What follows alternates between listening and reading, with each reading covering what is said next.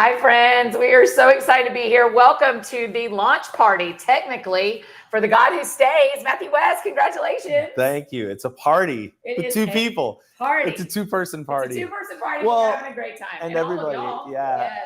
Yes. I'm Annie F. Downs. I get to be here with Matthew today as we celebrate and as you sign books. Will you please go ahead and start signing? That is what we're getting to do here. I'm super excited about this. How do you pick what page to sign on? This is a question people ask me all the time. Okay, well, I always just thought you picked the inside cover. That's a music person problem, right? Okay, so where should I sign? You should actually sign on the title page. Come on. Yes, all the musicians, guys, when they pull CD covers out, y'all just sign right there. So this is where I should sign. Yes, right by your name. We are a minute and 30 seconds into this, and I've just learned my thing for the day. You're supposed to learn something new every day, right? Is that true? You're supposed to learn a thing every day? Is that like a life rule? I don't know. Maybe I just made that up, but I learned a thing today. Our goal tonight is that we all learn one thing. We're on this page. In the big open spot they left. Okay, so here's where I'm going to be signing these books, and I am so excited to celebrate the book release with you.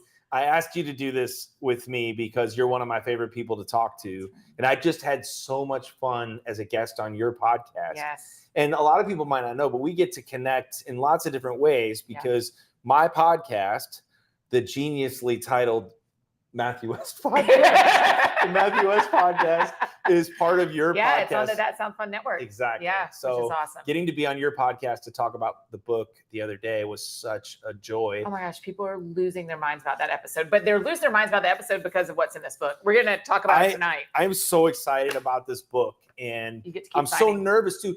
I couldn't sleep last night. What?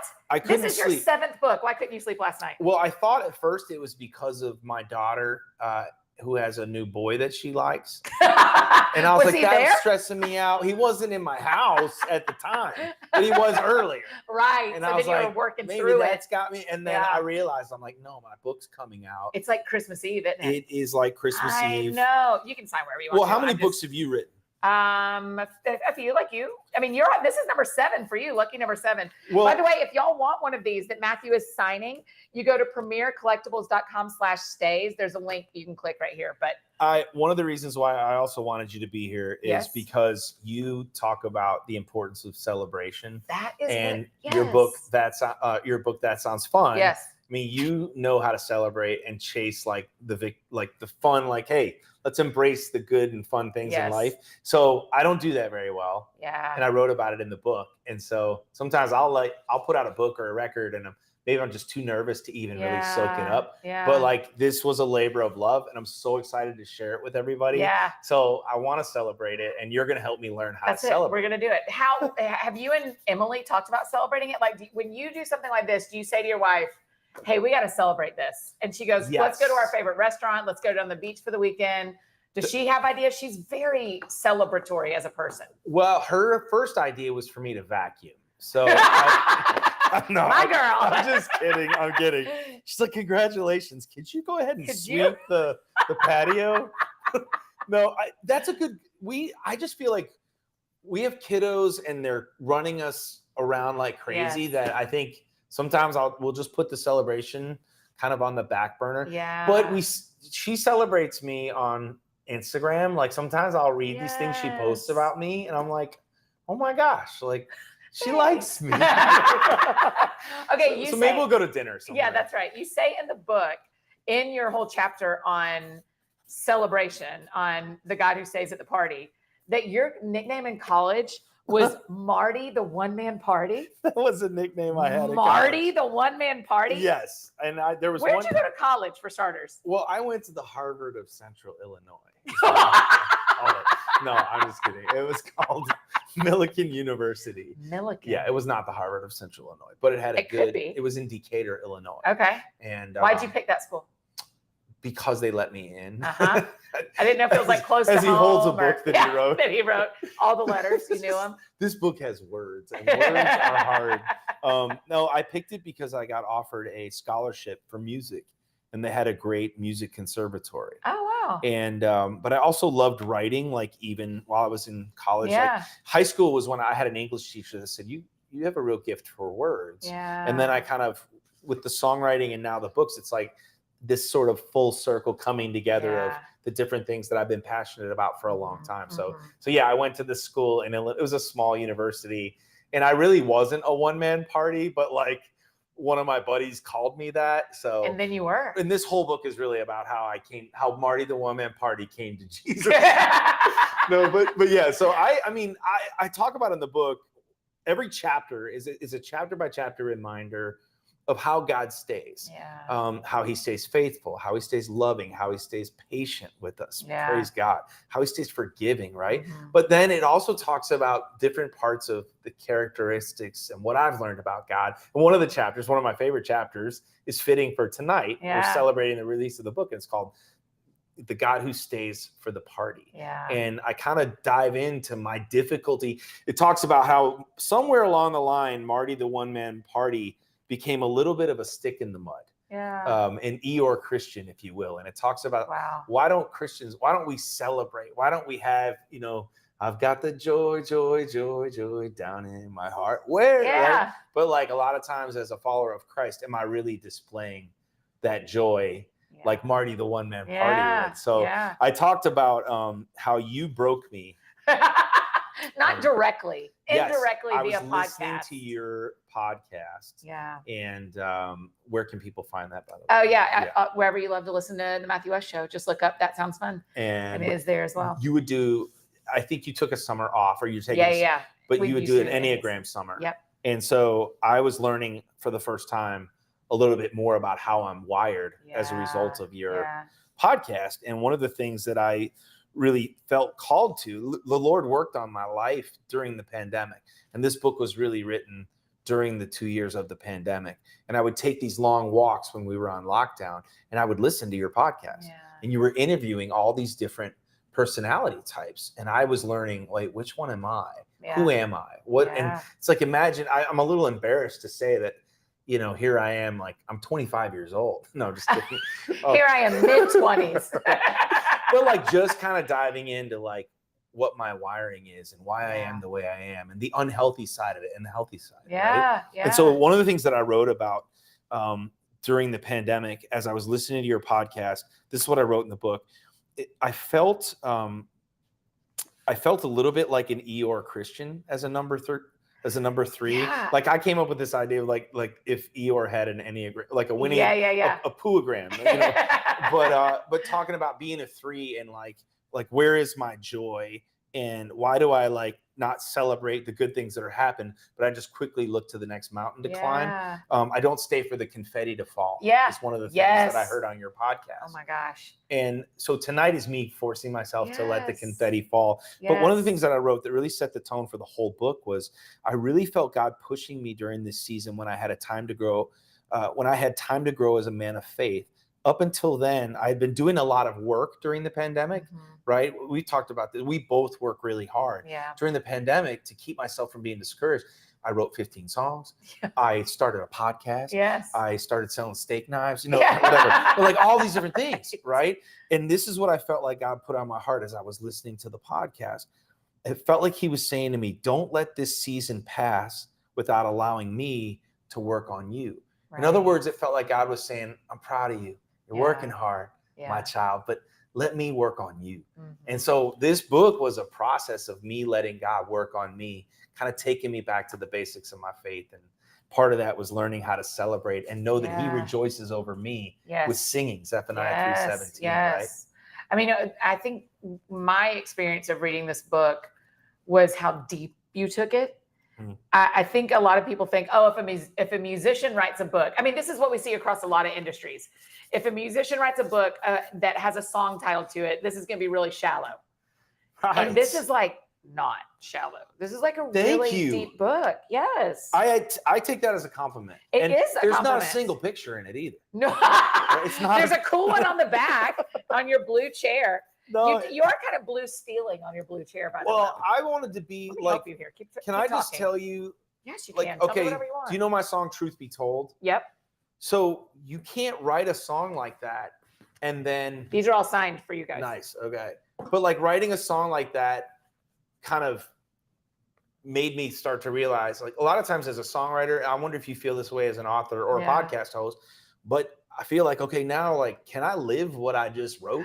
Yes. And so for me, singing that song, Truth Be Told, and then stepping into a season like when the world shut down and we had this pandemic, and like that song says, I'm fine. Yeah, I'm fine, but I'm not. But I'm broken. And I really wanted to be in this place when I was writing this book of going like, I need to be as honest about my story as I can, especially as I'm encouraging anybody out there who listens to my music to say like, hey, you've got to be honest with your story. And a line in that song says, can I really stand here unashamed, knowing that your love for me won't change? God, if that's really true, then let the truth be told. In other words, the God who sees all, knows all, still loves all, doesn't change his mind about us. And so I really felt like, well, how can I encourage people to be authentic by leading the way in that authenticity and hopefully going deep, you know, and telling my story a little bit You more. really did. I love that about this. So it's celebration night like this. I'm very embarrassed that I didn't bring a confetti popper. I always have them with me, and it's not in my trunk. I can't imagine why. I cannot imagine why. Well, that means that you're celebrating often and you didn't have any more. I know. So I can't love imagine. that. I'm so sorry. One of the most fun things about tonight is, well, there's a couple of things. You have your guitar, so at some point you're going to sing to us. Yeah, I will. Yeah, I was thinking like towards the end I could, or whenever you just spontaneously say, "Now, get your guitar," and I'll do it. I'm so lucky. This is what everyone who's a Matthew West fan like me thinks is, could I just ask him to sing right now and he'll do it? I will. I get on command. On command for you. So we're gonna hear from you singing. Also, we have a bunch of questions from people, and I don't want us to run out of time. So can we start knocking out some of our questions from friends? Yeah, let's do it. Because this is a great one to start. Kobe in Indiana. Yo, Kobe. What inspired you to write this book now? I think that is, to me, the key part of that is, why is this the Now book? Well, the Now book was because of March 12th, 2020. Yeah. And it became chapter 1 of the book. Right. And that was the day that, for me, really, I felt like the world was, I mean, it wasn't that I felt like it was, the world was shutting down. Yeah. And we were in Trenton, New Jersey. Oh yeah, tell the taxi driver story. Yeah. So we were in Trenton, New Jersey, and we were on tour with Casting Crowns, and they called us together to tell us a few hours before the show's canceled, the city's going on lockdown. Not only is the concert canceled, but your whole tour. They canceled the whole tour. And we all were thrown into a panic. Right. And so I went online, and they were talking about how the airport might even be closed down. So I booked a flight and hurried up and threw some stuff in a bag, realized that I booked a flight from an airport an hour away. Quick question. Why didn't y'all just bus home? The bus was there, but the bus from New Jersey to Nashville was going to take like hours and hours. Yeah. And I was freaking out. Okay, got so it. I wanted to get home that night. Got it. It was just panic. It really was a panic. Yes. So I booked this flight from the Philadelphia airport, get an Uber. It's going to drive me an hour to get there. So I'm already thinking this is going to be expensive. That's how much I was panicking. The driver, yeah. And who likes to be in an Uber for 15 minutes, let alone an hour? Anyways, for the first several minutes on the car ride, I was kind of having a panic attack in the back seat. Wow. And in the book, I talk a little bit about my first brushes with panic attacks. Yeah. One of them happened during, I was getting an MRI at the doctor's office. You ever had one of those? Yes, I just had one for my knee. When they put you in. Oh man, I couldn't breathe. Why can't we make that 1 inch bigger? Yeah. Who designed that? We're going to get it as close to each person as possible. Well, I've just been having like all this stress on me and starting to feel like how it feels to just be like, I can't breathe. Like, is this a panic attack? Right. Yeah. And I started to have one of those in the back seat of this Uber. Wow. And all of a sudden I hear a song on the radio. Shocker. It was this song, The God Who Stays. The Uber driver had a Christian radio station on, and I hear my song being sung back to me. And then I noticed the Uber driver, and he had a grin on his face as if he had no idea that the world was falling apart outside that Uber. Right. And he was singing every word of my song. And he was from a third world country, so it sounded like broken English. Yeah. But he's singing with me on the radio. I'm in the back seat. He has no idea it's me. And so it was just this beautiful moment. And I'm like, what should I do? All right. So I'm like, well, I'm going to start singing with him. And then maybe he'll recognize. Like, this will be funny. Yeah. I'll like sing and he'll hear me. And So we start singing a duet, and I'm in the back seat going, you're the God who stays. And he's singing it with me, and we're smiling back and forth. We get to the end of the song, and I'm thinking he's going to say, like, it's you. Hey, yeah. Like, I heard your voice. Wow. And instead, he didn't say anything. And I leaned forward. I was like, hey, man, how did I sound? And he goes, not so good. And I was like, what? And he's like, and he's driving along and he's like, yeah, but it's not your fault. And I was like, why? He said, because you're not professional like him on the radio. And I'm like, what? And then he says, he's like, but it's okay. You keep trying. Like he was encouraging me, like he thought he hurt my feelings. Right. Still had no idea I was the real singer in the back. Yes. But the craziest thing, I never told him, by the way. And to this minute, you've never told him. We've got to pull up your Uber app find Arthur and go back and find him and be like, you inspired a book, my guy. Exactly, because for the rest of the drive to the airport, I talked to him about his story. And I asked him why that song meant so much to him. And he told me about all the hard things he'd been through in his life and how that song reminded him that God has been with him every step of the way. And I thought, well, if he's been with Arthur, it's just this powerful reminder where God used my own song to speak straight to the heart of the singer, to say like, hey, listen to this. Like, I'm going to be with you. You have no idea what's about to happen in these next couple of years. You're going to be separated from a lot of things that you've come to know and love. But you're never going to have to be separated from me. So in the weeks that followed, as everything shut down, I went to my studio and I started writing about Arthur, the Uber driver. And that became this book. And I feel it's a book for right now because we've come out. This is not a pandemic book. No. This is a right now book. This is a book for anybody who feels lonely, anybody who feels disqualified from God's loving kindness and presence, anybody who's feeling anxious and wondering like, am I the only one who feels this way? Anybody who feels messed up, anybody who has a hard time celebrating good things in life. It's just that reminder that he will never leave you. He will never forsake you. And all the ways that life radically changes when you walk through your life with that knowledge that he's with you. Like it's a game changer. It's a life changer. So that's the why of this book. And that's Thanks a now Arthur, moment. Yeah. I'm thinking about our friends that are watching us live or hearing this later. I mean, this is the book that the autograph copy. This is what you get. And you put in stockings at Christmas. So you just go like, hey, we don't have any idea what's coming next year. Are we on QVC right now? You just sold that. PremierCollectibles.com/stays. It fits perfectly in a true. stocking. It's true because I think a thing that I do wrong, Matthew, is every year I get to the end of the year and I go, next year's going to be better. And there are these moments of next year that are better, but there's also heartbreaking moments that we don't know are coming in 23. And so if we keep pretending like if I get through this, I'll be fine. Well, he's still the God who stays next year and the next year and the next year. So we need to set people up with things that help them win next year. 100%.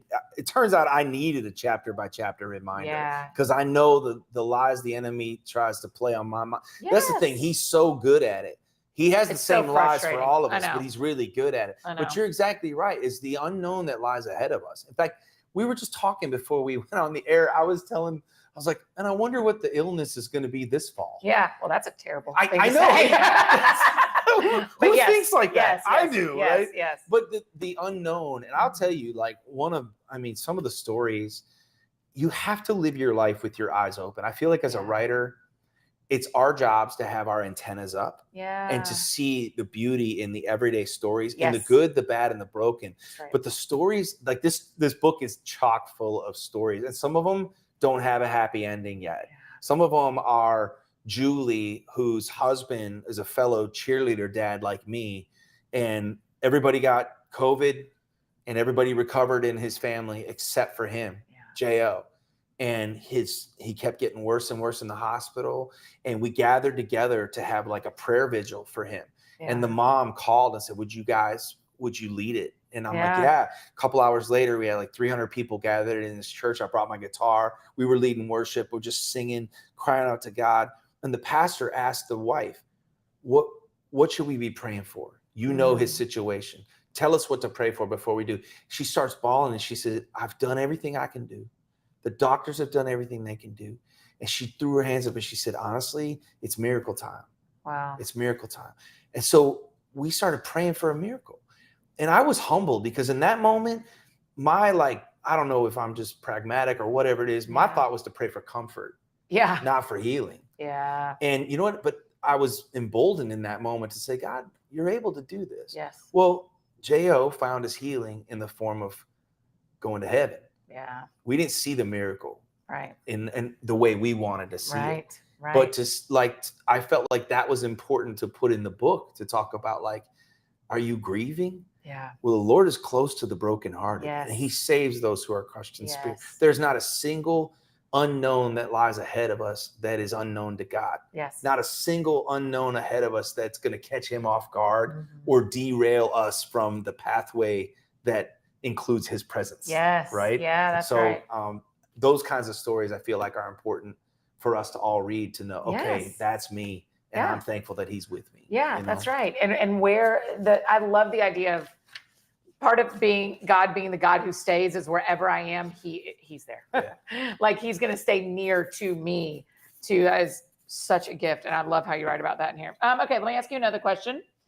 This is a good one from Tommy in Kansas. Tommy in Kansas. Kansas, we love you. We do. Biggest, love Kansas. I love this question. Biggest pinch me moment of your career? It might have happened 2 weeks ago. What?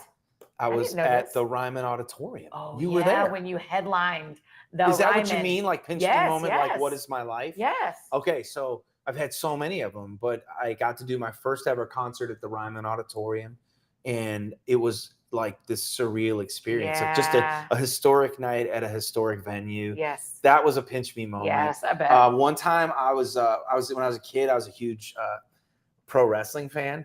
Really? Yeah, and I got to meet. Well, I didn't get to meet him, but I got to touch his back. Hacksaw Jim Duggan. He reached out and touched his clothes. Yes. I was waiting in the Hacksaw tunnel. Jim Duggan. Yeah, he was the guy that carried a 2x4. He was. Yes. He was maybe like if the A level was Hulk Hogan and Randy Macho Man Savage, Hacksaw Jim Duggan was maybe. But I know exactly who you're talking about. But I got to, like, when he walked by, I slapped him on the back, and he turned around and he smiled at me. Is he still alive? Moment. Is he still with us? A lot of those guys have gone too soon from. Yeah. Well, also it was like the 80s, steroids. And they were adults who were doing so. They were beating each other's heads. Right. But I got to see Michael Jordan play as a kid. That's like a pinch me moment. Yes. I've had a lot of cool moments. When you saw Michael Jordan play, yes. What did you see him in Chicago? I grew up in Chicago. Okay. And so, in fact, I talk about it in the book. Uh-huh. In fact, there's a chapter that's like, I got Air Jordans, but still no air. Yes. As a kid growing up in Chicago, you thought, oh, well, if I get the shoes, the shorts, the jersey, like I'm going to be able to dunk. Yep. Not true. And so, good to know. Thank you. So, but my dad would take me to the old Chicago Stadium. Yeah. And I can say I got to see Michael Jordan play in his prime. Yeah. And that was crazy. Yeah. Now, going to see a hockey game in Chicago was a different story, because as a child, you would be scarred for life because the fans would just shout, more blood, more blood. Like Blackhawks, is that right? Oh, yeah. Yeah. They were brutal. Yeah. And I mean, in fact, all Chicago sports could be a little bit. I took my dad to see a Bears game on Christmas Eve. Uh-huh. I never saw so many drunk Santa Claus in my life. But at one point, there was a drunk Santa Claus who was getting escorted out of the stadium by the police, and people were throwing beer while the Santa Claus was making an obscene gesture with his hand that Santa Claus shouldn't be making. And that one wasn't the real Santa. I never saw Christmas the same way again. Speaking of Christmas, this fits perfectly. Get one of these. My dad, someone's asking a question about this, so I'm going to get us there. My dad took me to see Michael Jordan play against the Atlanta Hawks in a playoff game. Nice. And I now as an adult, when I think about how often my dad took one of his daughters instead of one of his friends to sporting events, I'm like, that's so cool. Because he could have picked friends. And you're the same way with your girls, where you just took one of your girls to the beach for the weekend. I did. And so one of our questions that came in from Kennedy in Washington is, what is your favorite part of fatherhood? Because I see you do it so well and love your girls so well. Thank you. That means so much to me. I love that story about your dad. Isn't that cool? Because I mean, no offense to anybody else in this world, but like it's hard for me to find anybody that I want to be with more than my wife and my girls. Yeah. And one of the things that I wrote about in the book is about Matthew chapter 25.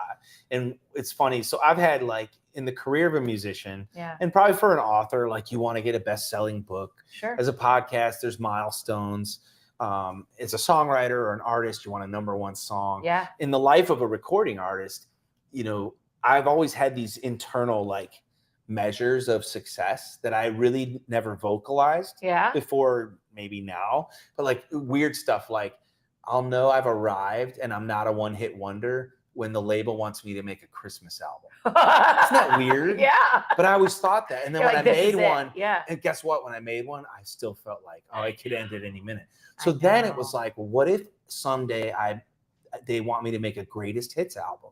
Because that means I've had hits plural. Right. And so I remember when they called and they're like, we want you to make a greatest hits album. And I was like, this was the moment. That was the measure. Yeah. Why do I still feel like a loser? Right? Yeah, right. But I've started to think about like how, and I wrote a song about this. Yeah. Because I got a phone call on a Monday morning that my song Truth Be Told was #1. Yes.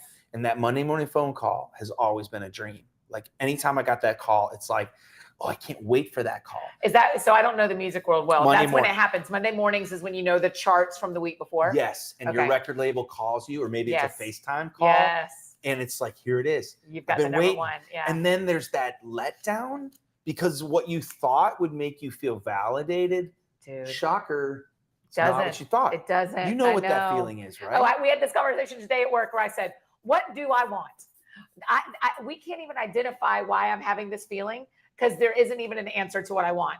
Even if I got the thing I think I want, it wouldn't be enough. Right. Yes. And so I say all that to say is because during the writing of this book, I kept coming back to this thought that I have a feeling when I get to heaven, God's idea of my greatest hits and your greatest hits and everybody's greatest hits will be vastly different than the ones that we were trying to accumulate. Yours are Lulu and Delaney. Right, exactly. Right. So I have a song that I wrote that I'm going to put on my record. Oh, good. Should I play it? It's not out yet. Yes. Can I play a little bit if it's not out? Should I? I don't know. Anyways. Could you do the chorus? Could you say the chorus to us? Can I do that? Or you could sing it. Okay, so here, I'm just going to break the rules here. Oh, hello, exclusive. Is everyone losing it? Because I'm losing it. You're about to play a song we have never heard. Yeah, it says, ever since I can remember, I've been chasing this dream. Every song, every tour, making sure the world remembers me. Trying to get to #1, feeling empty when I do. But I feel just like a legend when I'm standing next to you. 'Cause I used to think that famous meant the roar of a crowd. But now the music to my ears is the laughter in this house. When my songs are sung and my days are done, may it all come back to this. You go down in history as my greatest hits. So that's the song. And I wrote that during the pandemic. That just makes me teary. That is so beautiful. But like, that's the idea of like Matthew 25. It's like, I was thirsty, you gave me something to drink. I was hungry, you gave me food to eat. I was like the idea of like what we've done for the least of these, or the way that we've loved our family. Like, and yet here I am waiting for a Monday morning phone call. That's right. Like, so I don't know. That might be my favorite song that I've ever gotten to write. That's so good. Because I don't know that it could be more honest than how I feel. Yeah. And what's crazy is like this book, a lot of times my songs inspire my books. Yeah. Hence the name, The God Who Stays. Yeah. But this book has actually inspired songs. More songs. Yes. Yeah. Writing the book has unlocked different things. Yeah. Maybe at the end I'll play a song called Me on Your Mind. Yeah. But a lot of it came out of the process of writing this book of like, God is with me.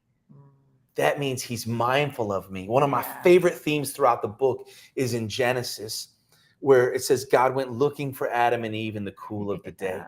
And that idea of like, to go for a walk with them, or like, was that a daily thing? Right. Like the idea that he wanted to be with them, right? And they hid. And I thought, how many times do I hide? Oh my gosh. How many times do I deny the invite to go for a walk with God? And so I really talk a lot about that in this book, about like, realizing that he likes me. He doesn't just love me. Yes. There's a part of the book called There's Like in the Love. Yeah. And I've said it from the stage a couple times, like to the audience, I want you to soak this up. God doesn't just love you. He likes you. Mm-hmm. And I could hear like a gasp from the crowd. Not like I said something inappropriate, but like they needed to hear that as much as I did. Yeah. It's like, who do you go on a walk with? Yeah. Someone that you like. Yeah. Yeah. Right? That's During the exactly pandemic, right. I took a lot of walks with my family, with my wife. Yeah. And I thought about that, like the God who stays with me, the God who walks with me, and he talks with me, and he tells me I am his own, just like the old hymn. Song. That'll that preach. hymn, listen. Also, I know that you know this, but I forget it until I'm sitting with you. Your singing voice is so good. Oh, thank you. I know that's your whole career. But then you sit here and sing in front of me. I'm like, he is such a good singer. Oh, you're very sweet. I just spend so much more time talking to you than I do hearing you sing. Does your sheet say you're supposed to compliment? No, I'm just telling you the whole truth. I'm like, oh yeah, Matthew is a very good singer. Am I blushing? Am I blushing on the camera? Get out of here. Okay, here's a great question from Anna. By the way, you've made my job harder because now I have to look for that page. But it's going to be worth it because when people get these in their house, they're going to be like, it's better. I know what page to look for because Annie told them. Anna in Texas, what is something you wish you'd have known when you were 25? I love this question. When I was 25, will you give me that file? Because now we've really last year. What do you wish you'd have known last year when you were 25? You're doing great. You've only got one more pile to go. We got a few more minutes together, so this is working. I kind of feel like it's what I just shared. Yeah. Like I think, I feel like one of the big things that I wrote about in the book is the importance of, this is not just a book soaking up how God stays with us. It's a book reminding, hopefully, anybody who reads it of what kind of people he calls us to be. Yeah. And so I wrote in the book about the importance of championing other people. Yes. Which is something that I'm thankful. Like you being here, you do that. The way you champion me though is really a special thing. And I think I've spent a lot of time in my career like pushing my own rock to the top of the hill. Yeah. And I've gotten so much fulfillment in recent years, realizing like that life gets good when you become a character in somebody else's story. Yeah. Stop trying to always focus on being the main character in your own. Okay, but don't you think it's like so natural for us to spend our 20s going after our own? I think so. Right? I think that maybe there's grace for that. Challenge, right? Because we wouldn't be there. We wouldn't be where we've gotten. We can't pull people up until we get up. Right? And so it's this catch-22 of like, I want to hustle for the thing I'm called to do. How do we learn how to hustle and hold hands?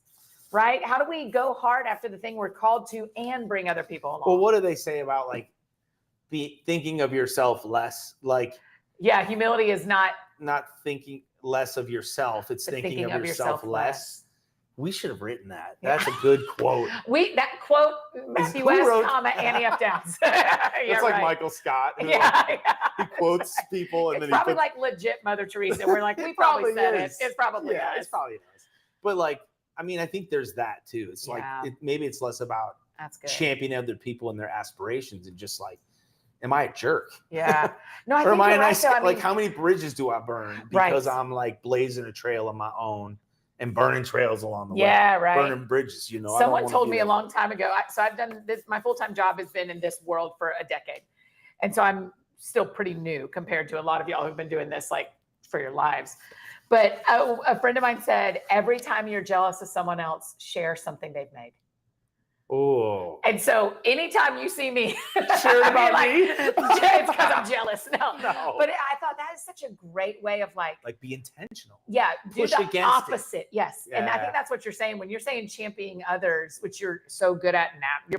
You're better at it naturally than I am. Honestly, having the podcast has been a huge part of that. Isn't that cool? Yeah. Because like getting excited about somebody else that's created a book or is just living a unique story, like, and being on I think as a recording artist, you can get fooled into thinking like, oh, the whole world wants to hear what I have to say. Because everything I do is an interview. Yeah. They're asking me questions about me. Right. And I don't want to, I remember early in my career, I was a songwriter behind the scenes and I would be in the room with recording artists. Yeah. And some recording artists I was with, I could tell they were like in interview mode. Mm-hmm. Like they were never going to even with you. Oh, I would get done with a writing session and they didn't ask me a single question about my life. Wow. And I always remember going like, if I'm ever in that situation, help me remember that moment and how that made me feel. Yeah. And then let me like push against that, which I think is what you're talking about. Yes, that's it. It is like we almost have to actively counteract what feels natural.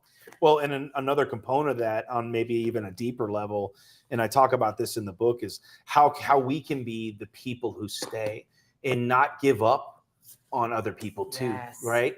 Like I'm preaching to myself. I mean, in terms of like, sometimes relationships get messy and it's easier just to be like, yeah, we're good. Dead to me. Wish you well. Yeah, dead to me. You know Peace, what I mean? dead Like, to me. move on. God loves you, but Yeah. man, Get what out does of it my look life. like to stay through Right. messy situations the way Right. that God stays with us? I'm a work in progress when it comes to that. Me too. Yeah. I think you did a beautiful job of that in this book, of being like, here's what I am learning, not here's what I've learned. Oh, right. So which I love. There's a song of mine called Forgiveness. Uh-huh. And it says, Lord, show me how to love the unlovable. Show me how to reach the unreachable. Help me now to do the impossible. Forgiveness. I wanted to write this song for 2 years because I had a powerful story that was sent to me about a single mom whose daughter was killed by a drunk driver and her journey of forgiveness. Yeah. But for 2 years, every time I sat down to write the song, I felt like a hypocrite because it was a song about how, you should forgive people who hurt you. I don't forgive the guy who cut me off this morning. Right. Like, he's dead to me. Right. Not really, but like I struggle with that. Right. So I felt like a hypocrite. Wow. So the only way I could honestly write it, 2 years later, a light bulb went off. How can you sing this song with honesty?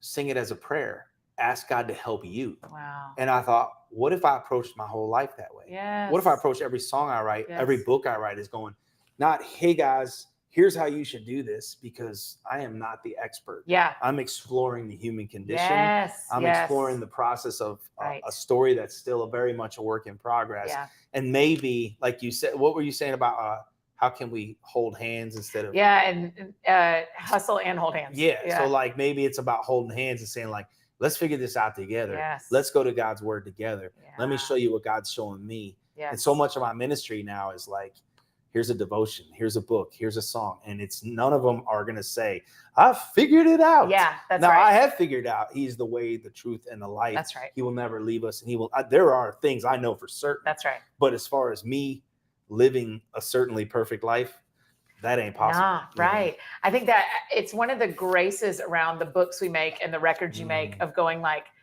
if you know I'm in the middle of learning, then if you read this in 5 years and I've changed, great. I hope so. That's good. And if people pick up your first 6 books and start reading through all your stuff, you go, yeah, I am different than that guy, but that guy was learning. Dang. And he was doing the best he can. Listen, I need to teach you something. Here's the next thing you need to learn. What? You always turn your you turn them out. So people know you turn veteran. them out. Oh my gosh. Last book, and then will you sing us a song? I would love to. Yeah. Did I get to enough questions? I feel bad. You want to blaze through? Yeah, let me answer a couple and then I'll sing a song. Okay, but these are like, you got to go. Okay. Outside, this is Lucas in Florida. Outside of writing and singing, what do you like to do? I like to record my podcast. I like to go hiking. I like to take my dogs for a walk. Yeah. And those are some of my favorite things. Corinne in California. Hi, Corinne. Hi, Corinne. Who's a bucket list person you want to have on your podcast? Mine's Dolly. I want Dolly Parton bad. I want Dolly Parton so That would bad. be so cool. Who do you want? I don't know. Who should I get? What would be cool? Justin Timberlake. Or the Biebs. Oh, Justin Bieber, for sure. He just called off his tour. My daughters would freak out. Justin Bieber, we need you. Here's who you need to talk to about it, Matthew West. Talk to Matthew West about it. Okay, we're going to do 2 more and then you'll sing to us. We did that. We talked about it. I wrote a song that's not going to make the record, I don't think. Okay. But it's like, it's called My Hope. Yeah. And it has Justin Bieber's name in it. Why? Was he your hope? It talks about what my hope is not in. And it says like, my hope is not in a politician on TV trying to tell me what I can and I can't believe. No. My hope is in Jesus, right? It goes on, My hope is not in money that I got in the bank. Ain't going to find it, right? And then it says, my hope is in Jesus, right? And the second verse says, my hope is not in a preacher, even if he's hanging out with Justin Bieber. My hope is in Jesus. That's probably a good reason why it's not going to make that. It's not very good. It's a great song. And Biebs, we would love for you and Matthew to like talk about it. Let's talk about it. Yeah. Okay. Last question. What's a Bible verse or a characteristic of God? This is from Ethan in Kentucky, that you cling to in times of hurt or betrayal. What do you know about God when you've been hurt, when you've been betrayed? I mean, we talked a little bit about it in the forgiveness conversation, but Do you have a scripture, or is there like a characteristic of God that you think about? Well, what just came to mind is not scripture, but it's like, so when I fight, I'll fight on my knees with my hands lifted high. Oh God, the battle belongs to you. Yeah. Like that idea, Wickham song, which I know is not scripture, but like the idea that like I had this injustice trigger. Yeah. I don't know what number that makes me or whatever. That just makes you human. But like I like one time, like when I think somebody's doing wrong, like I just want to step in and fight like for the right thing. Yeah. And I think I'm like vindicated in that. Yeah. But like sometimes I have to learn when to like I was in my neighborhood one time and I pulled my car up to the front of my house and this lady was screaming. Mm-hmm. And she says, "Stop that man. He's stealing packages from my front porch. He's pretending to be a UPS driver." And I said, I became super. I was like, yes, ma'am. Yeah. I'm going to do this. This probably be in my next book. Yeah. And so I raced off and sped off and found this guy. Yeah. And I pulled my car in the middle of the road to block him. And I stopped him and I went and confronted this guy who was dressed as a UPS driver, stealing packages at Christmas time. Right. And he said, "Can I help you?" I said, "I need to see your ID." And I started fighting, right? I was like, you're stealing packages. Yeah. I'll call the police. They're on their way. And the guy started getting agitated with me and he had a partner in crime. I can't believe I'm telling you this story. This is great. So I said, "You show me your ID." He's like, "No." He drives off, gets around me goes up on the curb and drives away. I call my wife. I said, "You're not going to believe this." And she said, "What do he look like?" I described it. She's like, "You idiot. He's the supervisor at UPS." Oh my God. He wasn't stealing packages. He was getting it done. He was fixing packages that had been delivered at the wrong address. And I was like a freedom fighter in that moment, right? Yeah. And then I saw him like a couple months later. I was like, "Hey man," because the police caught him and they're like, "Oh no." They're like, "He's legit." So that's just a good example of like, this is what happens when we think it's up to us to go and fight. You know, now it's one thing, you got to stand up for injustices in the world. That's right. But maybe it's not up to you to chase down the UPS. Yeah. All right. It's finding that line, right? That's such a weird story. No, that is a great story. Can you believe I did that? Yes. It's great. It's good. And it's also because you have all women in your house and you're a protector and you're just like a natural protector. Now even that as I think a friend, about it, that was very noble of me. It was, you know what? That was noble. Was there one more question? Or no, that's it. I want you to sing to us. All right. And then we'll let everybody go have their evenings. But this has been so fun. Thank you. What a great way to celebrate the God Who Stays. What a great book. Before I sing, will you tell everybody, because you're an expert in celebration, with your book, That Sounds Fun. Yes. Your devotional, Chase the Fun. Yeah. Why is it important to celebrate? Because I struggle with it. Yeah, I think, I mean, if we don't celebrate, it is always hard. We can't control when the hard comes into our lives, when the challenges come. We can absolutely control when we celebrate in the midst of it. It's joy and suffering. It's holding them both. We don't ever, I never get to pick my suffering. I always get to pick my joy. And so we just have to pick it. We have to pick it in the way a broken world and an enemy that's coming against us wants us to hurt. We got to pick the joy. And so we got to celebrate. You did this. This was obedience to God. Well, so let's celebrate that we get to say, we get to hold a book and buy a book that is you being obedient to God of what he asked you to do. And that's worth celebrating. Well, I'm thinking this as like the message of the God who stays is a celebratory message. Yes. That I cannot control what lies ahead. Yes. But knowing who's with me through it, like if that's not a reason to celebrate. Yeah. And so let us celebrate. And I hope this time has encouraged you guys. And seriously, in all honesty, thank you just so much for letting, whether it's my songs or my books, be a part of your life. When they get to step into your story, I don't take that lightly. So wherever this book finds you in your story, I hope this is a chapter by chapter reminder for you, maybe in a much needed way as it was for me, that he is with you. He doesn't give up on you. He doesn't turn and walk away. Even if the whole world walks away, as the song says, he is the God who stays. And ultimately, he's on a mission to lead you and me home with him, where we will stay with him for all eternity. Amen. Amen. You're the God who stays. You're the God who stays. You're the one who runs in my direction. When the whole world walks away, You're the God who stands with wide open arms, and you tell me nothing I have ever done could separate my heart from the God who stays. Oh, my shame, I can't separate my guilt, I can't separate my past, can't separate. I'm yours forever. My sin can't separate my scars, they can't separate my failures, can't separate. I'm yours forever. No enemy can separate, no power of hell can take away. Your love for me will never change. I'm yours forever. You're the God who stays. You're the God who stays. You're the one who runs in my direction when the whole world walks away.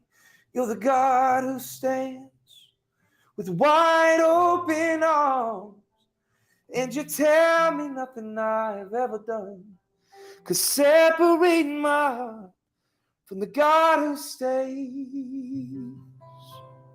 Thank you, Annie. That's it. Thanks for celebrating with me. I'm cheering for you, my friend. Thank you guys for joining us. Remember, if you want to get one of these autographed copies, there are this many and some more. Wait. Thank you. And I signed the right page. That's right. Thanks It's premiercollectibles.com/stays, or you can click the link that you see right there on your screen. Thanks for joining us, friends. Congrats, Matthew. Thanks, y'all. The God who stays. You're the best. Thank you.